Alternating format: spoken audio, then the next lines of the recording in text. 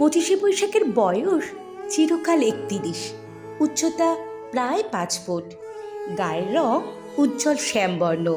মাথায় ঘোমটা না টেনে সে কখনো অন্দরমহলের বাইরে পা রাখে না। পঁচিশে বৈশাখ সাদা শাড়ি ভালোবাসে বলে যে জনশ্রুতি আছে তা ভুল। মনে রেখো পাড়ের ধনেখালি সে প্রতি পুজোয় কিনবেই।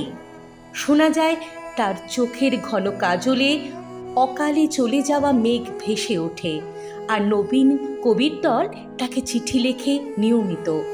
চিঠি প্রসঙ্গে শোনানো যাক, পঁচিশে বৈশাখের হাতের লেখা চমৎকার এবং দুপুরে ঘুমানো তার দু চোখের বিষ। কেউ জানে না অন্তরে তার তেজখানি বড় বেশি। বেলফুলের মালায় সে চুপি চুপি স্পর্ধা লিখে ফেলে বহু দূর। বউকার সেই কপালে টিপ পড়ে না, তাই আলগোছে আঁচলে জড়িয়ে পঁচিশে বৈশাখ 15 সন্তানের জননী। যখন কেটে যায় সাইরেন বাজিয়ে ঝড় তোলে গ্রীষ্মকাল, জোড়াসাঁকোর সব পাহারাদার লাঠি ফেলে ফুল দেয় তার পায়ে। বিকেল বেলায় দাসীরা পান সাজে ঘরে, রাঙা ঠোঁট নিয়ে সেই মালাগাথার গল্প শোনে। তারপর মহলে মহলে প্রদীপ জেলে ওঠে।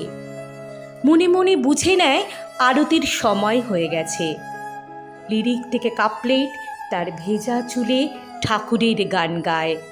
পঁচিশে বৈশাখ হাসে, পাগলের হাওয়া ওঠে সন্ধ্যের মুখে। সন্ধ্যের মুখে সে জল দেয় গাছে একা একা। পঁচিশে বৈশাখ, বয়স ৩১, বাড়ি বাংলা ভাষা, ডাকনাম সারদা।